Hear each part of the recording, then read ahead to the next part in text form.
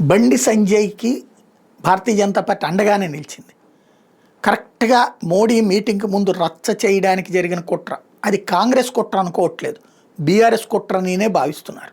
ఎందుకంటే కంప్లైంట్ పెట్టిన అమ్మాయి తరపునటువంటి వాళ్ళు బీఆర్ఎస్కి సన్నిహితంగా ఉంటారన్నటువంటి ప్రచారం రావడం వల్ల అందుకనినే నిన్న అయినా సరే బండి సంజయ్ని వేదిక మీదకి పిలవరు అని చెప్పారు, లేదా ఆయన పేరు లేదని, ఇదంతా 2 రోజుల నుంచి జరుగుతున్న విష ప్రచారం మధ్యన మోడీ సభలో పాల్గొన్నటువంటి బండి సంజయ్ కంట తడి పెట్టేశారు.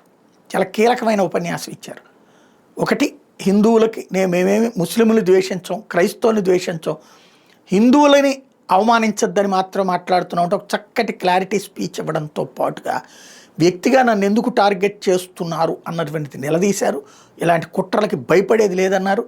ఫామ్ హౌస్ ఎలకని కాదు అనే పదం ద్వారా ఈ కుట్ర వెనకాల బీఆర్ఎస్ ఉందన్నటువంటి పాయింట్ని ప్రధానంగా ప్రొజెక్ట్ చేసుకొచ్చారు. నేను అట్లాంటి వాడిని కాదు, నన్ను నమ్మండి అంటూ ధర్మం పట్ల బాధ్యతగా ఉంటానని చెప్పడం ద్వారా కంటతడి పెట్టుకుని చేసిన స్పీచ్ బీజేపీ శ్రేణుల్లో ఉత్సాహాన్ని ఇస్తుంది, లేదా సానుభూతిని కల్పిస్తుంది. అదే సందర్భంలో బీజేపీ వ్యతిరేకులు శత్రువులు మాత్రం ఇప్పుడు దాన్ని తప్పుబడతా ఇక పోస్టులు ట్వీట్లు ఆల్రెడీ బిగిన్ అయిపోయినాయి.